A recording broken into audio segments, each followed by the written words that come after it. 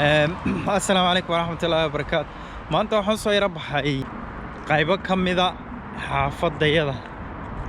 أيال اللي هاد باللغة دعوانية ودوينه لده Stapleton Road دكامة بدن باكيالة دكامة دوشيدا ين تيرة ودوبا دد بدن بعد دقن إلى ما هنا دد ميل كلكيمي ومقاحي مفرنا وحبا مفرنا مركا إلى ما هنا هين dad meel kale ka dadka degan ayuun baa dibadda soo baxay la tahay waxaan anigoo meeshii iska maray imika aan la kulmay dadka community-ga ka shaqeeya Khaliil iyo Maxamed group already way sameeyeen Abdullahi Faarax Saciid Jeeniyare iyo group noocaas way tageen hore u tageen Stapleton maantana waa annaga ayaa isniid bal la hadla oo dadkii maaragtay wacyigelinta u sheega dad badan waa la hadalna way dhaqaaqeen dadna way joogaan wali marka qaar way naqbaleen way dhaqaaqeen dad waxa leeyahay dadka badankooda laga cabanayo waa Soomaali laakiin anigu waxa u jeedaa imika dad aan Soomaali ahayn waa ajnabi u badan Soomaalida miyay iska socdeen oo way idin ogolaadeen oo ajnabigana ay diiday say u xiraan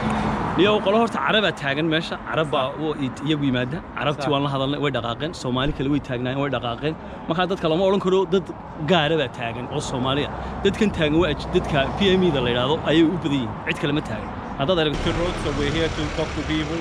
to just ensure they understand that how important for them not to gather but also to keep the social distances. We got a leaflet and a poster in different languages with Council House Shah, which we're going to give to the businesses here because we want to make sure businesses understand and take responsibility. dhalinyaro Carab oo badan baa meesha taagnayd kuwaas ay haysteen iyaga inta badan Soomaalidu xagga hore xoogaa yari taagnaayeen oo sidaa may badnayn marka